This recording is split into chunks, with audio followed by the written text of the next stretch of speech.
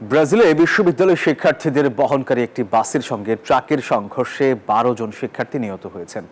এতে আহত হয়েছেন আরও ১৯ জন। ঘটনাস্থল থেকে পালানোর চেষ্টা করার সময় ট্রাক চালককে গ্রেপ্তার করা হয়েছে জানিয়েছে কর্তৃপক্ষ। দেশটির সাও পাওলো রাজ্যের দক্ষিণ পূর্বাঞ্চলীয় শহর রিবেইরাও প্রেতুতে বৃহস্পতিবার ২০ ফেব্রুয়ারি এই ঘটনা ঘটে। বাসটিতে ফ্রাঙ্কা বিশ্ববিদ্যালয়ের শিক্ষার্থীরা ছিল। এটি ইউনিফ্রান নামেও পরিচিত। বিশ্ববিদ্যালয়ের ক্রীড়া সংস্থা ইনস্টাগ্রামে একটি বিবৃতি প্রকাশ করেছে, যেখানে ভুক্তভোগীদের বন্ধু ও পরিবারের প্রতি সংহতি প্রকাশ করা হয়েছে। রাজ্যের দমকল বাহিনী সামাজিক মাধ্যমে জানিয়েছে, বাস দুর্ঘটনায় ৩১ জনকে উদ্ধার করা হয়েছে।